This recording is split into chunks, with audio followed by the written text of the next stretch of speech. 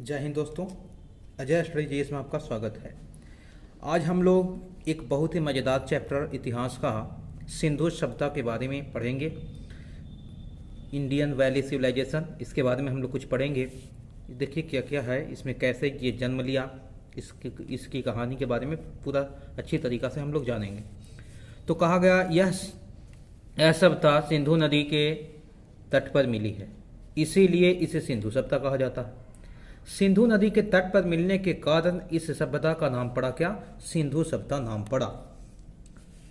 सिंधु सभ्यता नाम पड़ा। दोस्तों कहा जा रहा है कि इसकी जानकारी के लिए पहली खुदाई हड़प्पा से हुई थी। यानी कि हड़प्पा एक जगह है या गांव, आप समझ लीजिए। सबसे पहले यहीं खुदाई की गई, जिसके कारण इस गांव की ही खुदाई की गई। गांव ही था ये गांव की खुदाई की गई, जिसके कारण इस सभ्यता को हड़प्पा सभ्यता भी कहा जाता है। आगे दोस्तों देखिए क्या लिखा हुआ है। 7वीं शताब्दी में पहली बार जब लोगों ने पंजाब प्रांत में ईंटों के लिए मिट्टी की खुदाई करवाई, जब ईंटों के लिए खुदाई करवाया मिट्टी के, तब उसमें उन्हें वहां से बनी बनाई हुई ईंटें मिले, जिसे लोगों ने भगवान का चमत्कार समझा। कहा कि भगवान की देन है, और भगवान की चमत्कार समझकर वो चमत्कार माना और उसका उपयोग घर बनाने के लिए लोग करने लगे। तो सबसे पहले हम लोग 7वीं शताब्दी से ही जान रहे हैं, लेकिन इसके बारे में कुछ ज़्यादा जानकारी नहीं मिल पाया। आगे देखिए सिंधु सभ्यता के बारे में कौन सबसे पहले देता है जानकारी। तो सिंधु घाटी सभ्यता के बारे में सबसे पहले चार्ल्स मैसन ने 1826 ईस्वी में जानकारी दिया था, या सबसे पहले पुरानी सभ्यता की खोज की गई थी इसके द्वारा। अलेक्जेंडर कनिंघम को 1856 ईस्वी में इस सभ्यता के बारे में सर्वेक्षण किया। यानी कहने का मतलब ये है कि अलेक्जेंडर कनिंघम ने सबसे पहले इस सभ्यता के बारे में सर्वेक्षण किया। तो किसने किया? तो अलेक्जेंडर कनिंघम ने किया था। लेकिन कब किया था? तो ये 1856 ईस्वी में सबसे पहले किया था। दोस्तों आगे है 1856 ईस्वी में कराची से लाहौर तक रेलवे लाइन बिछाने के क्रम में कुछ ईंटें की आपूर्ति के लिए इन खंडरों की खुदाई करवाया गया, जिसमें ब्रंटन ब्रदर्स से जॉन ब्रंटन और विलियम ब्रंटन नामक 2 ब्रदर्स, इसीलिए इसे ब्रंटन ब्रदर्स कहा जाता है। उसी समय कराची से लाहौर तक रेलवे लाइन बिछाने के क्रम में इन लोगों से ये खुदाई करवाए। खुदाई के दौरान इस सभ्यता के कुछ अवशेष मिले, लेकिन उस पर भी इन लोगों ने ज़्यादा कुछ ध्यान नहीं दिया। आगे देखते हैं क्या हुआ। आगे दोस्तों फिर 1861 की बात करें तो 1861 ईस्वी में अलेक्जेंडर कनिंघम के निर्देशन में भारतीय पुरातत्व विभाग की स्थापना की गई। भारत में पुरातत्व विभाग की जो स्थापना की गई थी सबसे पहले 1861 ईस्वी में, किसके निर्देशन में? तो अलेक्जेंडर कनिंघम के निर्देशन में पुरातत्व विभाग की स्थापना की गई थी 1861 ईस्वी में। बाद में इसमें बदलाव हुआ है, देखेंगे आगे क्या है। आगे दोस्तों कह रहा है कि लॉर्ड कर्जन ने 1902 ईस्वी में लॉर्ड कर्जन के द्वारा जॉन मार्शल को भारतीय पुरातत्व विभाग का महानिदेशक बनाया गया। भारतीय पुरातत्व विभाग के महानिदेशक किसको बनाया गया? तो जॉन मार्शल को बनाया गया। लेकिन बनाया कब गया? 1902 ईस्वी में दोस्तों बनाया गया। इसमें कहा जा रहा है 1904 ईस्वी में लॉर्ड कर्जन ने भारतीय पुरातत्व विभाग की स्थापना किया। अगर यदि आपसे क्वेश्चन पूछा जाए कि भारतीय पुरातत्व विभाग की स्थापना कब की गई लॉर्ड कर्जन के द्वारा, तो 1904 ईस्वी में किया गया था। अब इसमें उत्खनन प्रारंभ हो गया है। दोस्तों उत्खनन सबसे पहले 1921 में दयाराम साहनी ने हड़प्पा का उत्खनन किया। इस प्रकार इस सभ्यता का नाम हड़प्पा सभ्यता पड़ा। प्रथम बार नगरों के उदय के कारण इसे नगरीय सभ्यता कहा गया। इसका मतलब है कि विश्व में सबसे पहले कोई शहर था तो ये सिंधु सभ्यता का ही लोग थे, जो शहरी इलाकों में रहते थे। इसीलिए इसे नगरीय सभ्यता भी कहा जाता है। सिंधु सभ्यता को नगरीय सभ्यता भी कहा जाता है। प्रथम बार इस सभ्यता में कांसा का प्रयोग किया गया, जिसके कारण इसे कांस्य युगीन सभ्यता भी कहा जाता है। तो दोस्तों आप सीखें कि सिंधु सभ्यता को किस किस नाम से जानते हैं। तो सिंधु सभ्यता को हड़प्पा सभ्यता भी कहते हैं। क्यों? क्योंकि इसमें सबसे पहले एक गांव की खुदाई की गई थी, और वो गांव या कोई स्थल था उसका नाम था हड़प्पा, इसीलिए इसे हड़प्पा सभ्यता भी कहा गया। और सबसे पहले जब खुदाई किया गया तो शहर के या नगर जिसको कहते हैं हम लोग, शहर या नगर के बारे में सबसे पहले पता चला।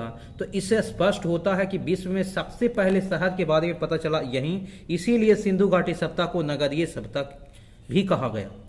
और इस सभ्यता में प्रथम बार कांसा का प्रयोग किया गया, इसी कारण से इसे कांस्य सभ्यता भी कहा जाता है। दोस्तों आगे बढ़ते हैं हड़प्पा के बारे में। अब इन सब स्थलों में सबसे इम्पोर्टेंट और सबसे पहला जो स्थल है वो हम हड़प्पा की बात करते हैं। तो हड़प्पा है कहाँ? तो ये पाकिस्तान के मोंटगोमरी जिले में रावी नदी के तट पर स्थित है।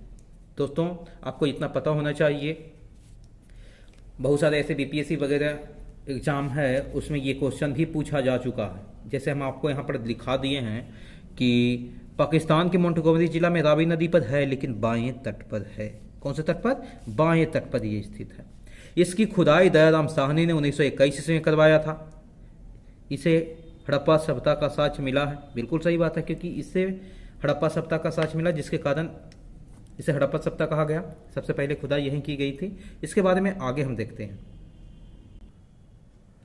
यहाँ पर देखिए हड़प्पा सभ्यता से कुछ प्रमुख साक्ष्य भी मिले हैं।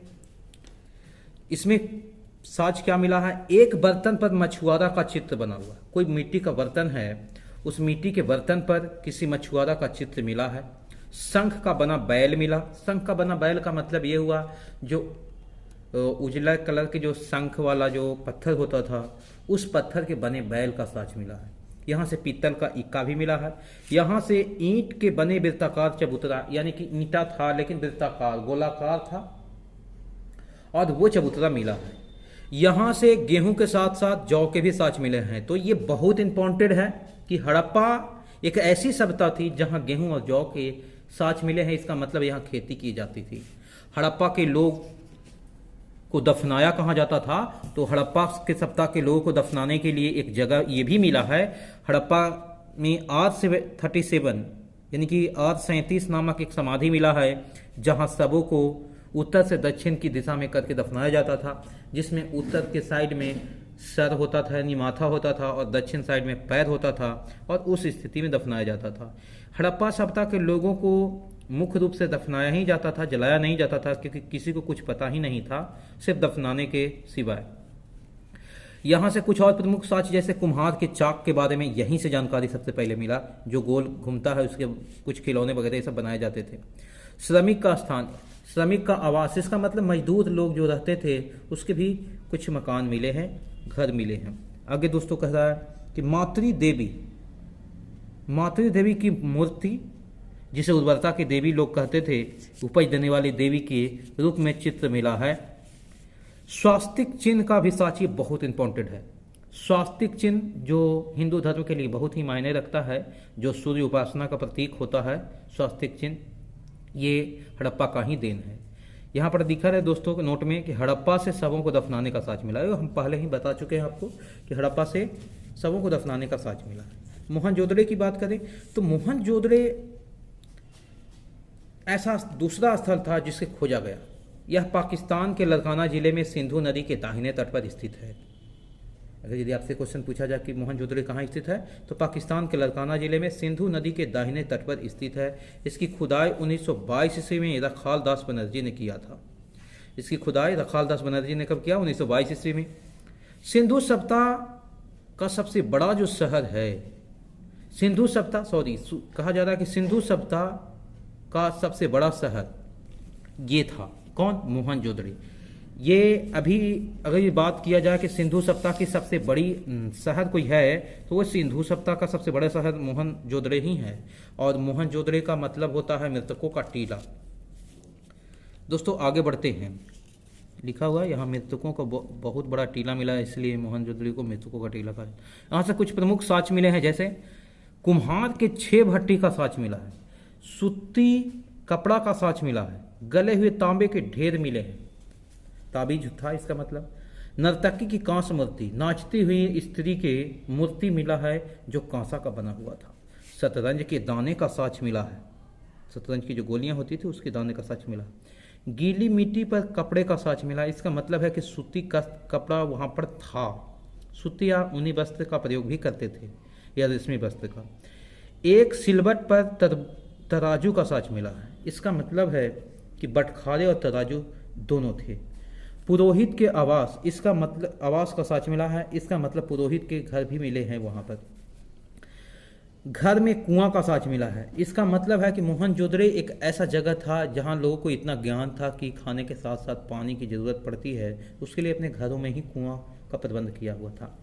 और दोस्तों एक चीज़ और मिलता है कि यहाँ स्नान करने के लिए स्नानागार भी था। विशाल स्नानागार जो मिला है, जिसके मध्य में स्नान कुंड था जो 11.88 मीटर लंबा था, 7.01 मीटर चौड़ा और 2.43 मीटर गहरा था। तो दोस्तों आज हम आप लोग को आगे और बढ़ाते हैं मोहनजोदड़ो के बारे में। मोहनजोदड़ो में कुछ और एक विशाल चीज़ें मिली है, जैसे पशुपतिनाथ की जो मूर्ति मिली है। देखिए यहाँ पर क्या लिखा हुआ है, मोहनजोदड़ो से प्राप्त एक सील पर 3 मुख वाले पशुपतिनाथ की मूर्ति मिली है। उनके चारों ओर हाथी, गैंडा, चीता और भैंसा विराजमान है। वही पशुपतिनाथ जिन्हें हम लोग शिव भी कहते हैं, भोले के नाम से जानते हैं, वही ध्यान मुद्रा में एक पत्थर पर बैठे हुए हैं। उनके चारों तरफ ये रक्षा करने वाले ये सब हैं। और वहाँ उनके पास में ही दिखाई दे रहा था त्रिशूल वगैरह ये सब लगा हुआ था, उसमें डमरू लगा हुआ था। इससे प्रतीत होता है कि पशुपतिनाथ कोई और नहीं, शिव को ही कहा जाता था। इन्हें ही देवों के देव महादेव भी कहा जाता है। दोस्तों आगे हम बढ़ते हैं। मोहनजोदड़ो की एक मुद्रा पर आकृति मिली है जिसमें आधा भाग मानव का और आधा भाग बाघ का था। इसका मतलब यहाँ पर जो मुद्राएं थी, पैसा जिसको कहते हैं, तो पैसा का जो प्रचलन था वो मिट्टी का था इस समय सिंधु सभ्यता में। तो वो जो चलता था तो उस पे आधा भाग में मानव का चित्र था और आधा भाग में बाघ का चित्र था। आगे लिखा अन्नागार, इसका मतलब है अन्न रखने के लिए बहुत बड़े घर मिले हैं। अन्नागार का फिर सभागार, इसका मतलब है लोग बैठक करते थे, उसका भी साक्ष वहाँ से मिला है। यहाँ से बड़ी चौड़ी सड़कें का साक्ष मिला है। इसका मतलब है कि उत्तम व्यवस्था थी, बहुत सारी चीज़ें यहाँ पर थी। यहाँ से हाथी के कपाल खंड यानी कपाल वाला भाग मिला है। आगे दोस्तों कहा यहाँ सर्वाधिक उल्लेखनीय स्मारक का साक्ष्य मिला है सीप की बनी, जहाज की बनी हुई पटरी का भी साक्ष्य मिला है। यहाँ पर नोट में दोस्तों कह रहा है कि शवों को जलाने का साक्ष्य यहाँ से मिला है। मोहनजोदड़ो से शवों को जलाया जाता था मोहनजोदड़ो में, और हम लोग पीछे भी पढ़े थे हड़प्पा में शवों को दफनाया जाता था। और इसके बाद एक और चीज़ लिखा है, मोहनजोदड़ो का अन्नागार सिंधु सभ्यता का सबसे बड़ा इमारत था। इसका मतलब कहने का मतलब दोस्तों ये है कि मोहनजोदड़ो में भी अनाज को रखने का प्रबंध था, उसके लिए बहुत बड़ी बड़ी इमारतें बनाई गई थी। इसका मतलब है यहाँ पर खेती की जाती थी। जैसे यहाँ पर साक्ष्य मिले हैं, गेहूं और जौ के साक्ष्य मिले हैं। दोस्तों अगर ये जब भी आपसे क्वेश्चन पूछा जाए कि सिंधु सभ्यता में 2 ऐसे फसल जिनका साक्ष्य मिला है, तो वो सबसे पहला फसल है गेहूं और दूसरा फसल जौ है। तो ये मिला था सिंधु सभ्यता से ही मिला है। और इसके बारे में हम सिंधु सभ्यता के बारे में और सारे बहुत सारे स्थलों को बारी बारी से जानेंगे। अगर यदि वीडियो आपको पसंद आया तो आप आज इतना ही हम छोड़ देते हैं, और अगला पार्ट में हम और वीडियो बनाएंगे और उसको आगे बढ़ाएंगे। ये वीडियो समझ में आया, वीडियो पसंद आया तो लाइक शेयर और सब्सक्राइब जरूर करेंगे, और दोस्तों के साथ इसे जरूर शेयर कीजिए, और हमारे चैनल को सब्सक्राइब करिए और लोगों से करवाइए। वीडियो देखने के लिए धन्यवाद।